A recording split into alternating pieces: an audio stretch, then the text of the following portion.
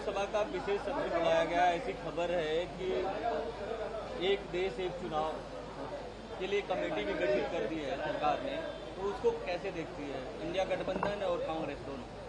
जिस तरह से राष्ट्रपिता महात्मा गांधी ने अंग्रेजों को सन 47 के पहले अंग्रेजों भारत छोड़ो का नारा दिया था और अंग्रेज डरे थे, उसी तरह से देश की बीजेपी की सरकार इंडिया गठबंधन के नेताओं के एक जगह जमा होने से डरी हुई है और वो अलग अलग तरह से तानाशाही तरीके से फैसला करने पर विचार कर रही है। कभी वन नेशन वन इलेक्शन की बात करती है, अचानक में लोकसभा का अधिवेशन बुलाने पर फैसला करती है। तो ये कुल मिलाकर एनडीए और बीजेपी में जो घबराहट है, जो डर है, वो दिखाई देता है। भाई दुसरा मराठीमध्ये वन नेशन वन इलेक्शनची चर्चा सुरू आहे, काय सांगाल? हे बघा, ज्याप्रमाणे 1947च्या पूर्वी काँग्रेस पक्षाने राष्ट्रपिता महात्मा गांधीच्या नेतृत्वाखाली त्यावेळची अंग्रेज सरकारला, अंग्रेज शासनला अंग्रेजो भारत छोडो क्विट इंडिया मूवमेंटचा नारा दिला होता आणि त्याच्यानंतर अंग्रेज साम्राज्य आणि अंग्रेज शासन हलून गेला होता। त्याचप्रमाणे इंडिया गठबंधनचे सर्व पक्ष एकत्रित आल्यामुळे भारतीय जनता पक्षाची केंद्राची सरकार घाबरलेली आहे। म्हणून आज ताबडतोड अधिवेशन बोलवण्याचा निर्णय घेत आहेत, वन नेशन वन इलेक्शनची चर्चा सुरू करतायत। ही सगळी घबराहट जे बीजेपीची सरकार आणि एनडीएचे नेत्यामध्ये आहे त्याचे हे एक उदाहरण आहे। सर, वन नेशन वन इलेक्शनसाठी सेंटरकडनं एक कमिटी देखील स्थापन करण्यात आलेली आहे। आगामी 5 राज्याच्या निवडणुका ज्या आहेत त्या येऊ घातलेल्या असतानाच विरोधकांना शह देण्याकरता वन नेशन वन इलेक्शनची तयारी केंद्राकडनं केली जाते।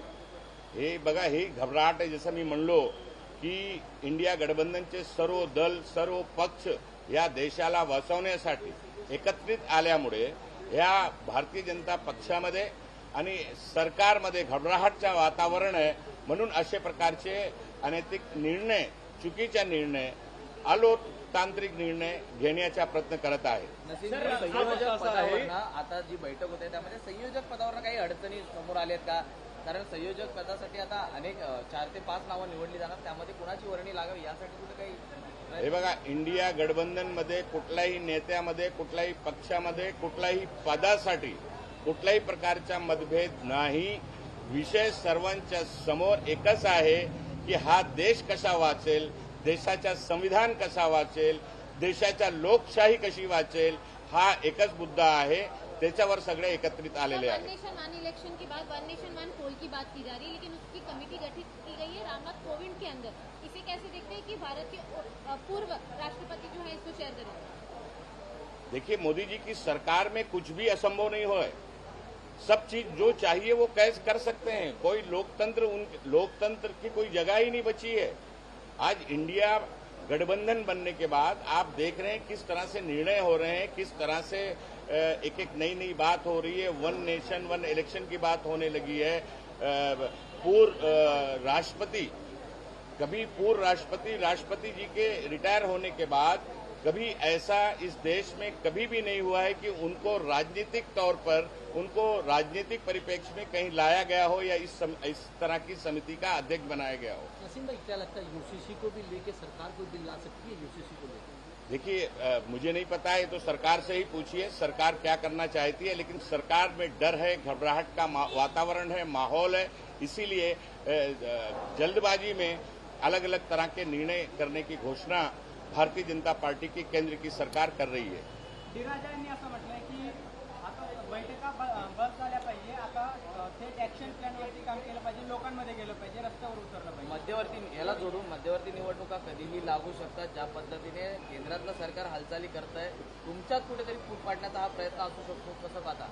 इंडिया गठबंधनमध्ये काँग्रेस सहित राष्ट्रवादी, शिवसेना आणि वेगवेगळे जेवढे पक्ष इंडिया गठबंधनमध्ये सामील झालेले आहेत सगळे कधीही निवडणुका लागेल निवडणुकासाठी तयार आहेत. देशाची जनता इंडिया गठबंधन सोबत उभी झालेली आहे आणि कुठल्याही प्रकारच्या इंडिया गठबंधनमध्ये अशा प्रकारचा माहोल किंवा वातावरण नाही. जागा वाटपांबाबत करण्यामध्ये कुठे अडचण निर्माण झाली का? काँग्रेसकडनं खडगेंचं नाव नितीश कुमार यांनी ऐकलेलं होतं, त्यामुळं आश्चर्य होईल की नाही हा होता. हे बघा, कुठलाही प्रकार, जसं मी पूर्वी सांगितलं की इंडिया गठबंधनमध्ये जेवढे पक्ष आहेत काँग्रेस सहित जेवढे पक्ष आहेत, कुठलाही विषयावर कुठलाही पदासाठी कुठल्याही प्रकारचा मतभेद नाही, सगळे एकजूट आहेत.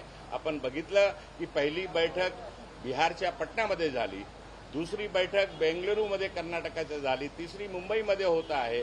प्रत्येक बैठकामध्ये इंडिया गठबंधनमध्ये वेगवेगळा पक्ष वेगवेगळे नेते सामील होत आहे. इंडियाची ताकद वाढत आहे. खरं तर डी राजा असतील, फारुख अब्दुल्लांनी पण स्टेटमेंट केले की जी वर्किंग कमिटी आहे या संपूर्ण इंडिया आघाडीची ती वर्किंग कमिटी स्थापन झाली पाहिजे. खरं तर काम झालं पाहिजे. सातत्याने वारंवार या बैठका घेऊन काही होत नाही, तर ऍक्शन प्लॅन जो आहे तो ठरवला पाहिजे असं सातत्याने तुमच्याच सहयोगी पक्षाचं. कुठल्याही अशा प्रकारचे, जसं मी सांगितलं, कुठलाही मतभेद नाही, सगळे एकजूट आहे. सगळे ऍक्शन प्लॅन आहे, कसा करायचं आहे, काय करायचं आहे. इंडियाचे जे गठबंधनमध्ये नेते आहेत ते बैठकामध्ये सगळे ठरवत असतात आणि त्याप्रमाणे काम होत असतं. एक शेवटचा प्रश्न घेतो. फक्त आज 28 जे पक्ष आहेत ते आपल्याला जोडले गेलेले आहेत. येणाऱ्या काळात ही संख्या काही वाढण्याची शक्यता आहे का? अनेक इतर पक्षांशीही आपलं बोलणं चाललंय. त्याला एक जोडून प्रश्न आहे. महाविकास आघाडीमध्ये राजू शेट्टी असतील, त्याच्यानंतर बाकीच्या ज्या काही लहान पक्ष आहेत ते अजून देखील सामील झालेले नाही. महाविकास आघाडीचा मोठा भाऊ म्हणून काँग्रेस त्यांच्यापर्यंत पोहोचणार का? पटनामध्ये अंदाजे 24 पक्ष घटक होते. बेंगलुरूमध्ये 26 झाले, मुंबईमध्ये 28 पार झालेले आहेत.